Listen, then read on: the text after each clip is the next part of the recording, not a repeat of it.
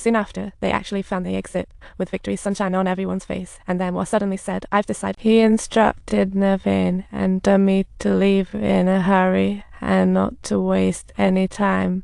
But at that very moment, Nevin suddenly assumed a pained expression, as if he had just watched The Dark Knight.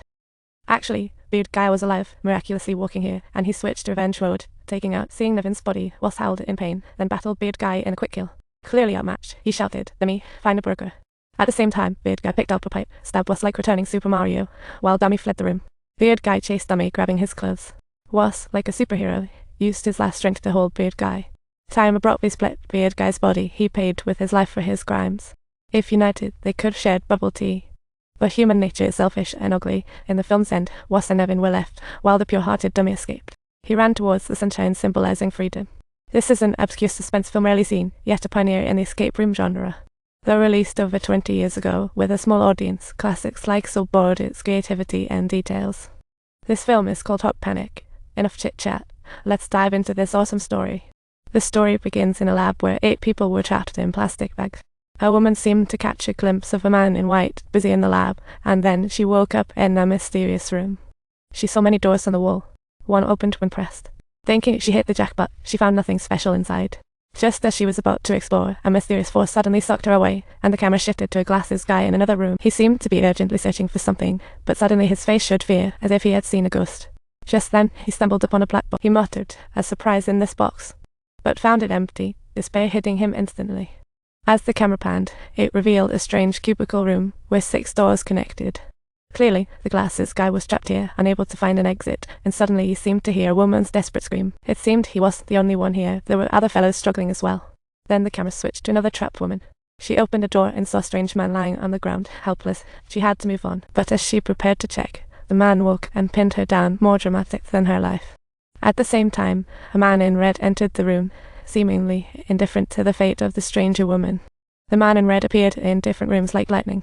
The woman thought he knew the area well, so she decided to follow him swiftly. But to her surprise, in the blink of an eye, the man in red vanished, and even the previous man was gone. Things turned weird. The woman had to move forward, and soon found a blind girl curled in a corner, mumbling, "Don't hurt me." She said, Kate won't hurt you." Meanwhile, Jerry, a stranger, entered. Jerry said he had been wandering for hours, trying to find others.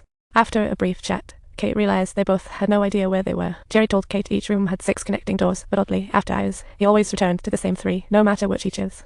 It seemed all the rooms were constantly moving, although they didn't sense it. Chatting, suddenly a noise erupted. The blind girl sensed something chasing them. Worse, it seemed to want to claim their lives. So Jerry randomly opened a door to find an old man suiciding next door, the yellow glasses guy.